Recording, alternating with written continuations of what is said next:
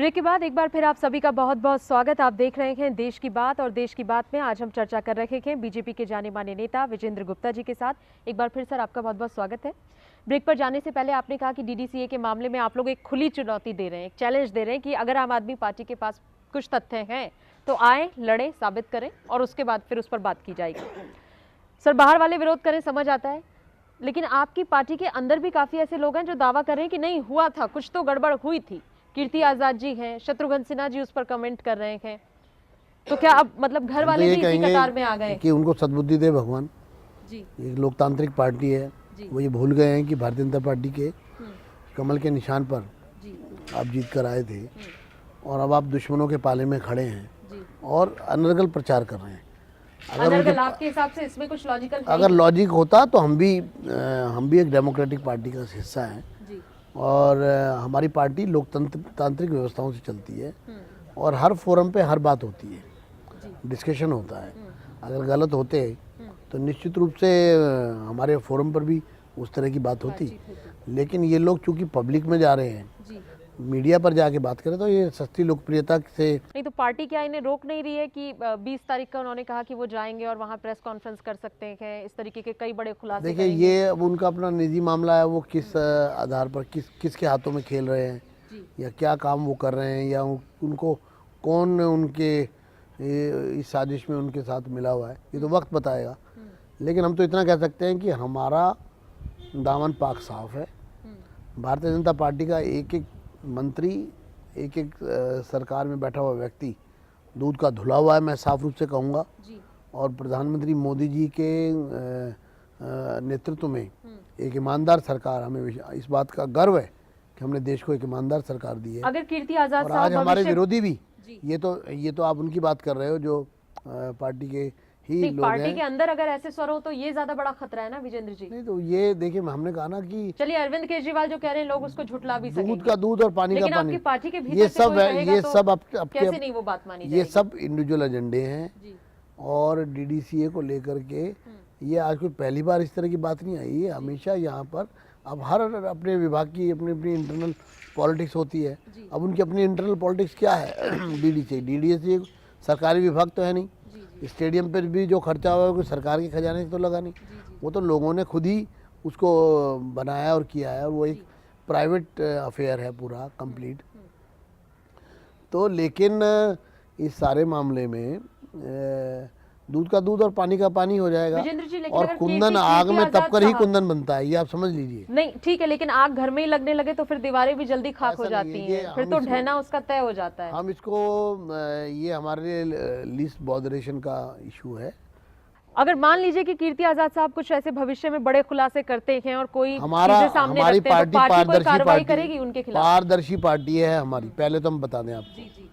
हमारा कुछ भी ऐसा नहीं है कि कोई ये कहे कि हमने छुपके किया है। हमारी कॉन्शियस विजेंद्र जी पार्टी कार्रवाई करेगी उनके खिलाफ या नहीं, अगर वो कोई ऐसा खुलासा करते देखिए हैं तो? ये मेरे अधिकार क्षेत्र का मामला नहीं है, ना तो मैं डिसिप्लिनरी कमेटी का मेंबर या अध्यक्ष हूँ और ना ही मैं पार्टी के डिसीजन मेकिंग बॉडी का पार्ट हूँ। लेकिन मैं इतना जरूर कह सकता हूँ कि वक्त आने पर। आपने कहा इंडिविजुअल एजेंडा, एक शब्द का भी आपने इस्तेमाल किया, तो आपको लगता है कीर्ति आजाद साहब का कोई इंडिविजुअल एजेंडा है? तो डीडीसीए के मेंबर हैं वो डीडीसीए में वो खुद क्रिकेटर है, वहाँ पर वहाँ की अपनी एक सोच है, वहाँ के अपने लोगों के बीच में एक डिफरेंस ऑफ ओपिनियन हो सकता है। अब उनका अपने बाकी साथियों से किस तरह का संबंध है, वहाँ बाकी क्रिकेटर्स के साथ किस तरह का संबंध है और उस विवाह उस आपस की जो रस्साकशी है उसका वो किस तरह से बात कर रहे हैं तो वही जानते हैं। आपको लगता है कि आम आदमी पार्टी हमेशा बीजेपी को लेकर एक अटैकिंग मोड में रहती है? देखिए हमारा कहना है कि आम आदमी पार्टी चूंकि गैर जिम्मेदार तरीके से व्यवहार कर रही है, अपनी जिम्मेदारियों को पूरा नहीं कर रही है, सरकार चलाने में उनको समय अपना जो है वो ना लगा कर व्यर्थ की बातों में ज़्यादा उनका इंटरेस्ट है, तो इसलिए लोग ये देख रहे हैं। और भारतीय जनता पार्टी की केंद्र में सरकार पूरी तरह से कार्यरत है और हर दिन एक नई योजना के साथ, एक नए अचीवमेंट के साथ सरकार के लोग आते हैं और लोगों को एक उम्मीद जगी है। आज बड़ा फ़र्क जो दोनों सरकारों में है वो एक ही है कि केंद्र की सरकारों से लोगों को उम्मीद है, उम्मीद पर उन विश्वास करते हैं और दिल्ली की सरकार से लोग ना उम्मीद हो गए हैं और दिल्ली की सरकार को लेकर के पूरी नहीं, अगर तरह से वाकई में ऐसा है कि बीजेपी से लोगों को एक्सपेक्टेशन है, केंद्र में उसके होने से लोग थोड़ा संतुष्ट महसूस कर रहे हैं, तो बिहार में क्यों आप लोगों को इस तरीके से? हर प्रदेश के अपने अपने समीकरण है। तो वहाँ दिल्ली पर में जिस भी तरह का एक समीकरण आपके खिलाफ रखे, बिहार में भी चीजें कुछ अच्छी ऐसे नहीं लोग रही। आपस में मिले जो कभी आपस में मिलकर चुनाव नहीं लड़े, और कांग्रेस का और जेडीयू का और लालू का कोई आपस में संबंध नहीं है। और यहाँ तक कि लालू की स्टेज पर जो है कांग्रेस के लोगों को चढ़ने नहीं दिया गया, यहाँ तक हमने सुना है। हाँ बिल्कुल, ऐसा हुआ भी तो है। फिर ये एक तरह का अननेचुरल अलायंस हुआ। उस लेकिन इस कॉम्बिनेशन में अननेचुरल अलायंस को भी विजेंद्र जी नेचुरली लोगों ने फेवर तो किया है, तो सपोर्ट हम किया। तो हार को एक्सेप्ट कर रहे हैं, हमने तो कोई उसको जिरा नहीं है। तो आपको लगता है कि कहीं कोई खामी है कि प्रदेश स्तर पर बीजेपी बहुत अच्छा परफॉर्म नहीं कर रही है? नहीं, हम महाराष्ट्र जीते, हम पहली बार हरियाणा जीते, हम झारखंड जीते, हम छत्तीसगढ़ जीते, हम मध्य प्रदेश जीते, हम राजस्थान जीते, हम लगातार जीतते आए और देश जीते, एब्सोल्यूट मेजोरिटी के साथ आए।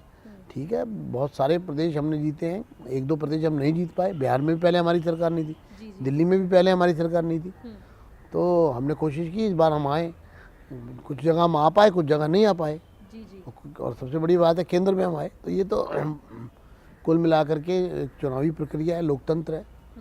जन लोकपाल पर अगर बात की जाए विजेंद्र जी, आप संतुष्ट हैं? रेवा क्षेत्रपाल जी के नाम पर आप लोगों ने मोहर लगाई है, क्या उम्मीद लगती है आपको इस सरकार के होते लोकायुक्त अपने आप को स्थापित कर पाएगा जिस उद्देश्य के साथ उसकी स्थापना की? देखिए, लोकायुक्त की बहुत ही देरी से, लगभग 2 साल बीतने के बाद 6 नवंबर 2013 को लोकायुक्त जो है वो उनका कार्यकाल पूरा हुआ था, मनमोहन सिंह जी का। और अब 2 साल पूरे होने के बाद बहुत, हम जब कोर्ट गए, अब मैं खुद अदालत गया, दिल्ली की सरकार तो चाहती नहीं थी लोकायुक्त को अपॉइंट करना। अगर वो वाकई भ्रष्टाचार के खिलाफ लड़ रहे हैं तो लोकायुक्त को अपॉइंटमेंट करना चाहिए था। लेकिन केजरीवाल साहब ने तो एक हवा बनाई हुई थी कि बाकी लोग अपोज कर रहे हैं, चीजें होने नहीं दे रहे हैं, हम आए हैं सत्ता में तो हम जरूर लेकर आएंगे। और अब वो दावा भी करने लगे हैं कि देखिए हमने कर भी दिया, भले ही देर से किया लेकिन दुरुस्त किया। सीरियस एटीट्यूड है, क्योंकि कुछ दिनों में ऐसा होगा, अगर वो इसी तरह से लोगों को भ्रमित करते रहे तो लोग उन पर पूरी तरह से विश्वास करना बंद कर देंगे। सब जानते हैं लोकपाल के नाम पर जिस तरह का प्रपंच किया, उनके अपने साथी कह रहे हैं ये तो मुखोल पाल है, ये तो जोगपाल है। अब जो लोग लोकपाल की लड़ाई में उनके साथ थे और वो ये कहें कि सब मुखोल पाल है या वगैरह वगैरह। जन लोकपाल को लेकर सर हम लोग बातचीत कर रहे थे और आपने कहा कि आम आदमी पार्टी जो है इसे लेकर भी अब 2 साल बाद देरी कर दी, लेकिन इस पे भी इनिशिएटिव लेने की कोशिश कर रही है और इसमें भी कई कमियां हैं, ये उनके लोग कह रहे हैं।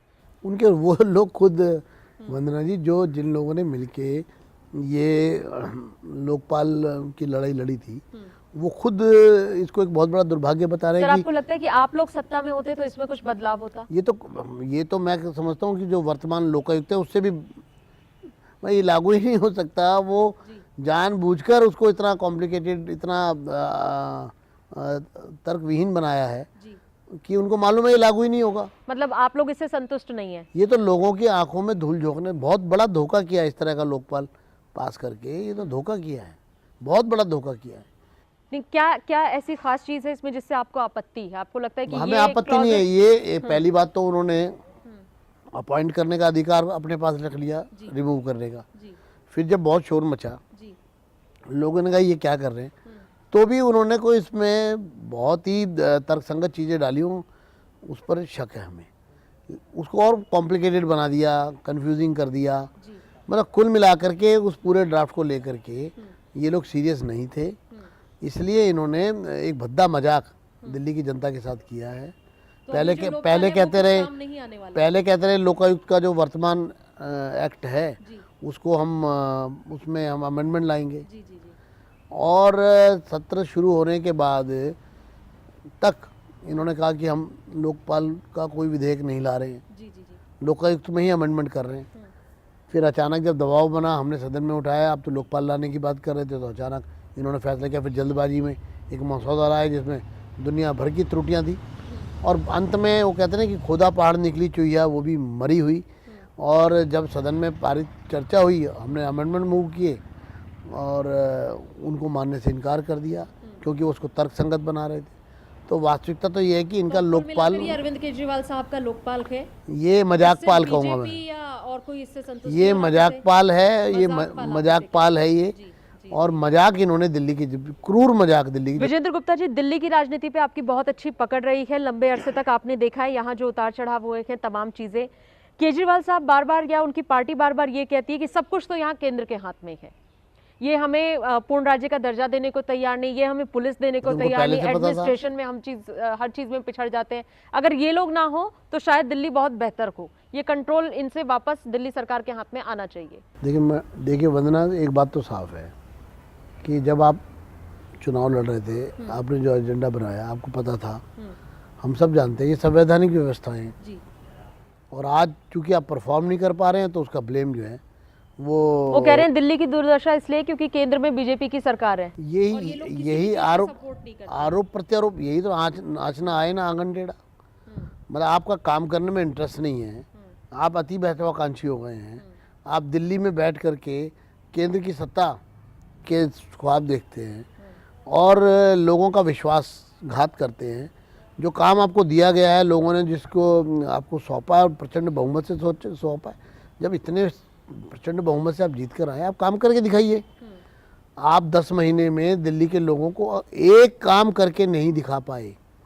कभी आप कहते हैं ऑड एंड इवन, कभी कहते हैं आपने विधायकों की सैलरी बढ़ा रहे हैं, मतलब कुल मिला करके लोकपाल के नाम पर मजाक पाल। आपको भी फायदा होगा। नहीं, हमारा कहना है कि सवाल ये है कि सरकार का रवैया क्या है, सरकार की सोच क्या है। सरकार ने एक दिन भी, दिल्ली की सरकार ने लोगों को ये महसूस नहीं होने दिया कि ये सरकार जनता के हितों के लिए फैसले लेने के लिए आई है, काम करने के लिए आई है। डेवलपमेंट इनका मुख्य एजेंडा है। इस सरकार का मुख्य एजेंडा डेवलपमेंट नहीं है। दिल्ली सरकार की, वर्तमान दिल्ली सरकार की अब तक की सबसे बड़ी नाकामी आपकी नज़र में क्या है? 2 चीज़ें जो इन्होंने की और जो होनी चाहिए थी सबसे प्राइम इम्पोर्टेंस के साथ। देखिए, मैं तो बहुत ही सरलता से कहूँगा, जो लोगों को बहुत आसानी से, वाईफाई और सीसीटीवी कैमरा। वाईफाई और सीसीटीवी कैमरा, महिलाओं की सुरक्षा। जी। क्या किया आपने महिलाओं की सुरक्षा के लिए? इंटेंशन नहीं है आपके कहने का मतलब? आप बताएं, आपने कोई एक नया प्रोजेक्ट बताइए आप 10 महीने में जो आपने इनिशिएट किया हो, आपने उसको प्रारंभ किया हो। लेकिन केजरीवाल साहब तो कह रहे हैं हम तो जगह जगह से स्वच्छ दिल्ली, स्वच्छ भारत, बस एक काम तो, हाँ, एक अचीवमेंट है, आप तुरंत फोन कीजिए, और मतलब इस तरीके की तरकीबें बहुत रोज बता रहे हैं लोगों को। वो तो एक अचीवमेंट तो उनकी है कि इन्होंने एडवर्टीजमेंट पर 526 करोड़ रुपया। अच्छा, ये आपके हिसाब से? हाँ, ये इनकी अचीवमेंट है कि 525 करोड़ 22 करोड़ के खर्चे को बढ़ाकर 526 करोड़ पर ले गए और सरकारी धन का दुरुपयोग हो रहा है, अपनी पार्टी का और अपना एडवर्टाइजमेंट कर रहे हैं, सरकार की नीतियों का नहीं कर रहे, जनता को जानकारी देने के लिए नहीं कर रहे, सिर्फ उसका राजनीतिक इस्तेमाल हो रहा है। यानी पूरी तरीके से इस वक्त डेडिकेशन जो है आम आदमी पार्टी की वो इस तरफ दिख रही है कि कैसे लाइमलाइट में रहा जाए, कैसे हाइप क्रिएट किया जाए। अच्छा, इसके पीछे क्या लगता है आपको विजेंद्र जी, बार बार मोदी जी को या बीजेपी को या देश के प्रधानमंत्री या इतने बड़े पद पर ही हमेशा उनका निशाना या अटैक क्यों होता है? क्योंकि वो एक मुख्यमंत्री की तरह व्यवहार ही नहीं कर रहे, एक संवैधानिक तरह व्यवहार कर रहे हैं। वो तो ऐसा व्यवहार कर रहे हैं जैसे कोई उद्दंडता हो, कोई लफंडर, एक जैसे कहा जा सकता है कि एक वो क्या देते हैं, प्रधानमंत्री कायर है। अब ये शब्दावली क्या ये तो असंवैधानिक है? अगर ये इस तरह के शब्दों का इस्तेमाल ये पूरी तरह से ऑब्जेक्शनेबल है। आप किस आधार पर इस तरह की भाषा का प्रयोग कर रहे हैं? आपको अपनी संवैधानिक जिम्मेदारियों की जानकारी नहीं है, या आप जानबूझ करके अनजान बनने की कोशिश कर रहे हैं, या फिर आपका भारत के संविधान में विश्वास नहीं है। क्या माना जाए? लेकिन ऐसी चीज़ों पर बीजेपी कभी कोई बड़ा रिएक्शन नहीं देती। यही मान करके कि इस तरह की बात करने वाले लोग अपनी जिम्मेदारी से बच रहे हैं, वो दिल्ली के लोगों के लिए अपनी खरे उम्मीदों पर खरे नहीं उतर रहे हैं। दिल्ली की जनता के उनकी जो फ्रस्ट्रेशन है, मैं दिल्ली के लोगों से यही कहूँगा कि हम सब मिलकर इस सरकार पर ये दबाव बनाएं कि लोगों के लिए काम करे। ये चुनी हुई सरकार है, इसकी जिम्मेदारी है, 5 वर्ष इनको मिले हैं, ये लोगों की सेवा कर सकें, लोगों के प्रति अपनी जिम्मेदारी पूरी कर सकें, जो आज ये नहीं कर रहे हैं। और जब लोगों का दबाव पड़ेगा और इनको लगेगा कि लोग अब हम सड़क पर उतरने लगे हैं, तो ज़रूर सरकार का रवैया बदलेगा। और इस सरकार के रवैये को बदलने के लिए हम सबको एक होकर सरकार के खिलाफ खड़े होने की ज़रूरत है। सरकार के खिलाफ खड़े होने की ज़रूरत है, आपने कहा। विजेंद्र गुप्ता जी, ये तो तमाम राजनीति की चीज़ें हो गई, सुर्खियां हो गई। इन सब से अलग विजेंद्र गुप्ता किस चीज़ में बहुत ज़्यादा इंटरेस्ट लेते हैं, रुचि लेते हैं, या और क्या चीज़ें हैं जो आप कभी आपको समय मिले तो आप चाहते हैं कि उन चीज़ों में आप ज़्यादा टाइम स्पेंड करें? देखिए, मुझे तो ट्रैवलिंग में बहुत आनंद आता है। ट्रैवलिंग में? जी, जी जी एक्सपेडिशन में बहुत आनंद आता है। जी। और एक स्थान से दूसरे स्थान पर जाना, नेचुरल और नेचर। हाल में ही कोई जगह जो अभी आपने विजिट की? अभी तो समय नहीं निकल पा रहा है, और जब समय निकलेगा जी। तो ज़रूर अपने शौक़ को पूरा किया जाएगा। परिवार के साथ वक्त बिताने का समय कोशिश की जाती है परिवार के साथ बैठने की, तो शिकायतें भी होती होंगी कि आप समय नहीं दे पा रहे हैं। ये एक किसी भी सार्वजनिक कार्यकर्ता की बहुत बड़ी मजबूरी है, क्योंकि समय को आप दो तरह से, या तो आप परिवार के साथ बिता सकते हैं या फिर अपनी जिम्मेदारियों का निर्वाह करते हुए। और चूँकि राजनीति में जिम्मेदारियां बहुत बड़ी और जिम्मेदारियां बहुत ज़रूरी हैं, जो हमने स्वयं से ली हैं, और स्वयं से हम आगे बढ़कर हमने अपने आप को इस काम में लगाया है, तो निश्चित रूप से कहीं ना कहीं परिवार को मिलने वाले समय पर इसका असर पड़ता है। लेकिन फिर भी मेरी कोशिश रहती है मैं जितना संभव हो अपने परिवार के साथ समय बिताऊं। चलिए, परिवार के साथ समय बिताने की पूरी कोशिश रहती है, लेकिन राजनीति में हैं, सामाजिक कार्यकर्ता की हैसियत से काम भी करते रहे हैं, तो उतना वक्त मुनासिब तौर पर नहीं मिल पाता। कुल मिलाकर बहुत अच्छा लगा विजेंद्र जी आपसे बात करके, बहुत खुलकर, बहुत साफ गोई से आपने अपनी बातें कहीं, अपना समय हमें दिया, इसके लिए बहुत बहुत शुक्रिया। बहुत बहुत शुक्रिया आपका, आप कार्यक्रम में हमारे साथ शामिल हुए। इसी के साथ देश की बात में फिलहाल बस इतना ही। अगली बार एक नई हस्ती के साथ कुछ नए विषयों को लेकर करेंगे बातचीत। आप देखते रहिए चैनल 1 न्यूज़।